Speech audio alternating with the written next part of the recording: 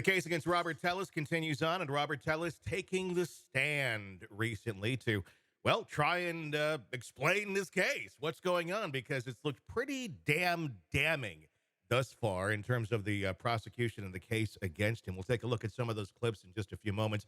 Bob Motta, defense attorney, host of the podcast Defense Diaries, joining me right now to discuss. Before we look at those, what's your reaction to Tellis taking the stand just the other day?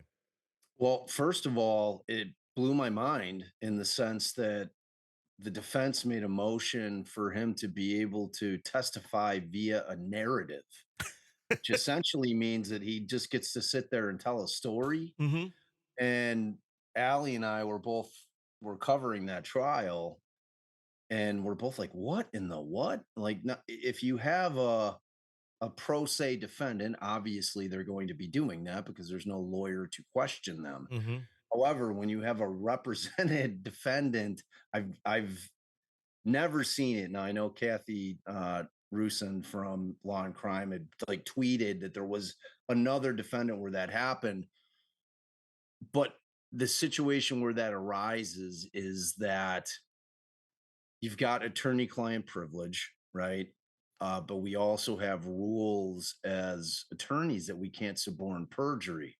So if there have been conversations that have taken place between attorney and client, and the attorney is in a position where he knows that Tellez or Tellus is going to be saying something or testifying to something that that attorney knows not to be true, that attorney is going to do everything that they can to avoid putting that person on the stand and asking the questions, because asking the questions that you know that they're going to answer with a lie is suborning perjury. Mm-hmm. So I like there's no way that his lawyer went up and said, "Oh, my guy's planning on getting up and they're lying."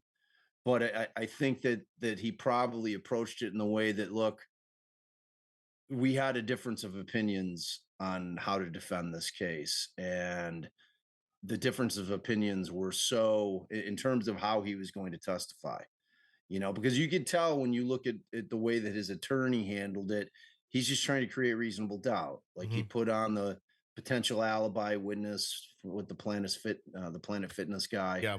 who's like, yeah, he remotely signed in at 12:07 or whatever time it was. You've got the forensic psychologist or psychiatrist who came on and testified that there's a lot of reasons somebody in that situation would commit suicide or try to attempt to commit suicide, wherein it's not consciousness of guilt. It's not because they feel guilty of the crimes that they committed or that they're trying to permanently evade law enforcement from getting them.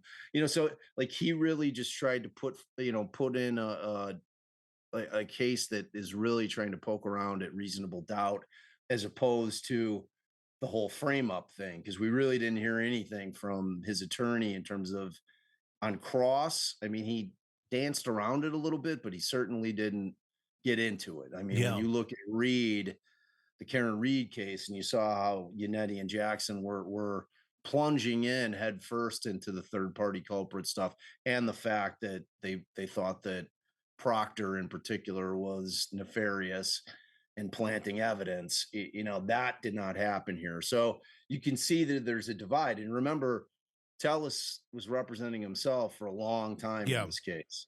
So like he's definitely got theories. There's no more annoying client to have as a lawyer than a lawyer. Mm-hmm. So, there's all those things going on. So it was surprising that in the state, as far as I'm concerned, it's like, dude, give that guy all the rope that he wants. Yeah. Like, let's just get him up there and get him talking. Yeah. Like, they're just going to allow him to hang himself, by just talking and talking and talking and talking. So, very ineffective thus far Yeah. from what we've heard. At the time of this taping, we've still got the rest of his testimony. Yes. Yeah, we do. We do. I mean, what does that say to you about his character? The fact that he didn't, he was self-representing for a while. Now he is an attorney. It seems they seem to be on different pages on what should be presented to that jury, with Tellis up there testifying with his own narrative. That's gotta be, I mean, like you said, one of the worst nightmares for an attorney. But it's got to say something about the kind of the narcissistic character that we are kind of learning Tellis is, where he thinks, he can just kind of do whatever he wants, say whatever he wants, and he's kind of shocked when people don't seem to believe his narrative. Yeah, and he is people are overusing narcissist Yeah. like that.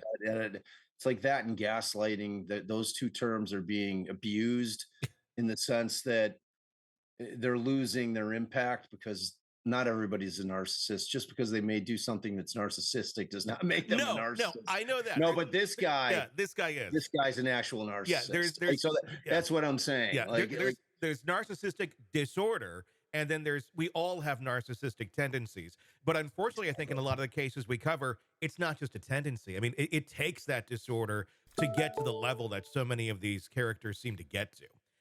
yeah. So yeah, Sure. I completely agree there. Hey, thanks for checking out the video. Be sure to follow us wherever you download podcasts, and especially Apple Podcasts, where you can get advanced episode and premium content on our premium channel right there. Also, be sure to follow us on social media so you don't miss any breaking updates on the stories that matter to you most. We're on TikTok, X, Instagram, Facebook. Just search Hidden Killers Podcast with Tony Brueski, and you'll find us right there. Again, thanks for watching.